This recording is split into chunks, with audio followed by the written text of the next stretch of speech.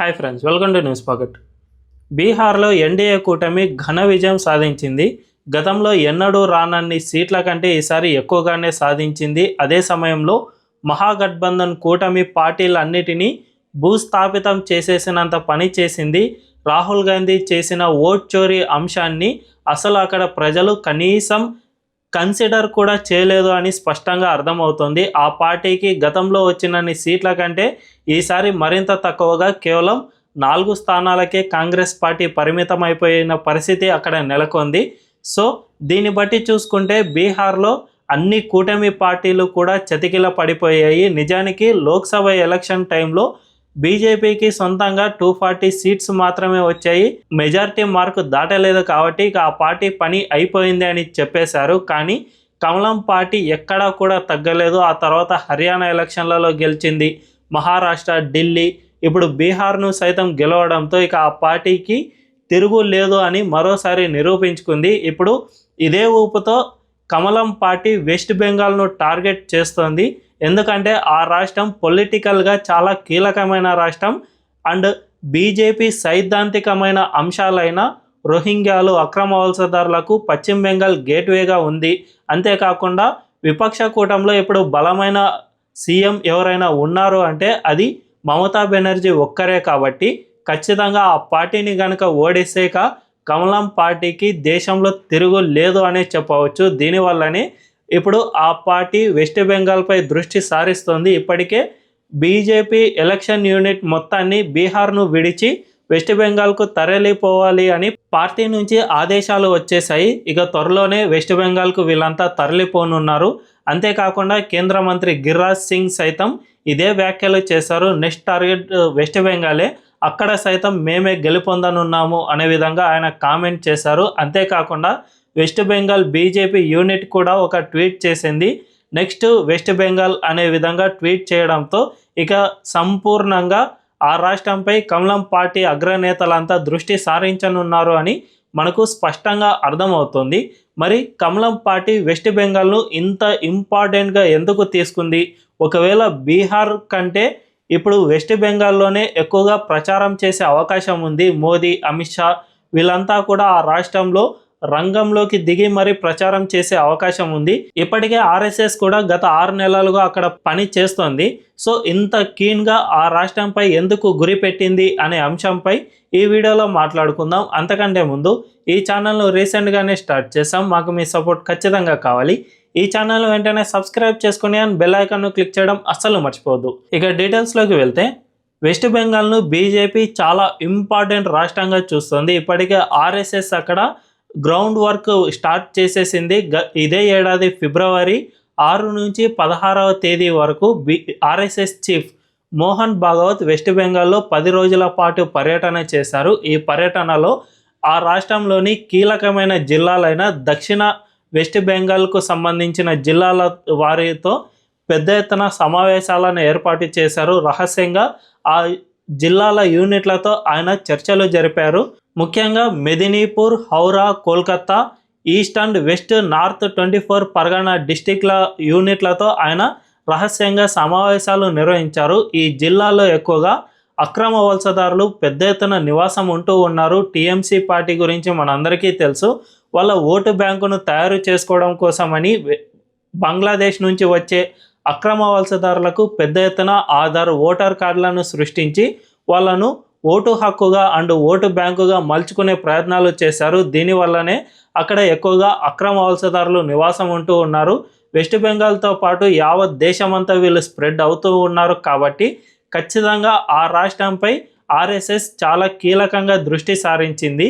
దీనివల్లనే ఫిబ్రవరి నుంచి, అంటే ఎన్నికలు వచ్చే ఏడాది ఫిబ్రవరిలో జరుగుతాయి కాబట్టి ఫిబ్రవరి నుంచి అంటే జస్ట్ 1 ఇయర్ ముందు నుంచి అక్కడ గ్రౌండ్ వర్క్ ప్రిపేర్ చేసినట్లు మనకు స్పష్టంగా అర్థమవుతుంది. అందువల్లనే మోహన్ భాగవత్ అప్పట్లో ఈ జిల్లాల యూనిట్లందరితో చర్చలు జరిపారు.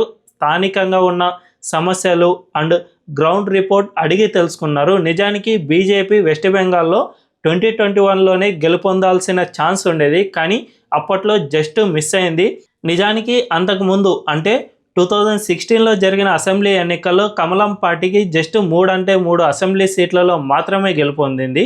కానీ 2021కు వచ్చేసరికి 77 అసెంబ్లీ సీట్లకు పెంచుకుంది. కానీ అప్పట్లో అందరూ అధికారంలోకి వస్తారు అని భావించారు. కానీ మమతా బెనర్జీ పొలిటికల్ డ్రామా ఆడటం వల్ల మాత్రమే ఆమెను వీళ్ళు ఓడించలేకపోయారు. ఆమె మనందరికీ తెలుసు, కాలికి గాయమైందని కట్టుకుని వీల్ చైర్లో తిరుగుతూ ప్రచారం చేయడం, అంతేకాకుండా ఒక ఈ మహిళపై ఢిల్లీ నుంచి యుద్ధం చేస్తూ ఉన్నారు, నన్ను కాపాడుకోండి అనే విధంగా ఆమె ప్రచారం సాగించడం, ఈ విధంగా కొన్ని ఫ్యాక్టర్స్ మమతా బెనర్జీకి కలిసి వచ్చాయి.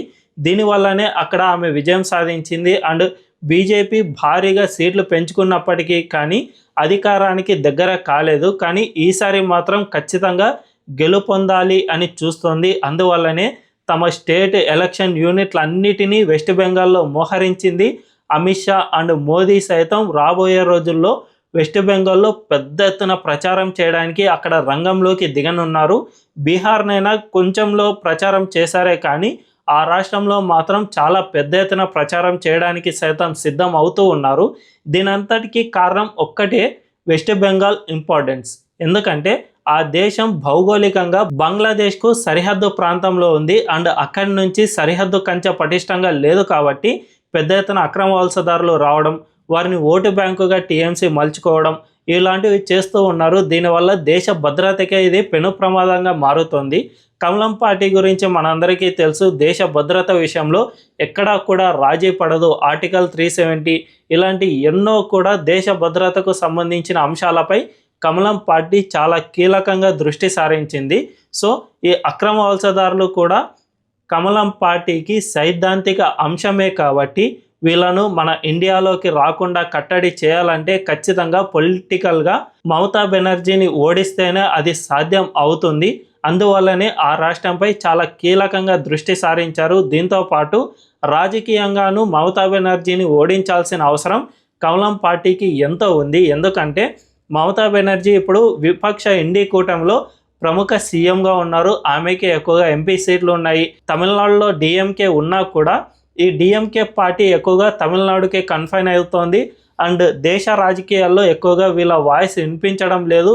వినిపించే ప్రయత్నం సైతం వీళ్ళు చాలా తక్కువగానే చేస్తూ ఉన్నారు. కాబట్టి ప్రస్తుతానికైతే విపక్ష కూటమికి మమతా బెనర్జీనే చాలా కీలకమైన సీఎంగా ఉన్నారు. కాబట్టి ఆమెను ఓడిస్తే కమలం పార్టీకి మరో 10 ఏళ్ళు తిరుగు లేదు అనే చెప్పుకోవచ్చు.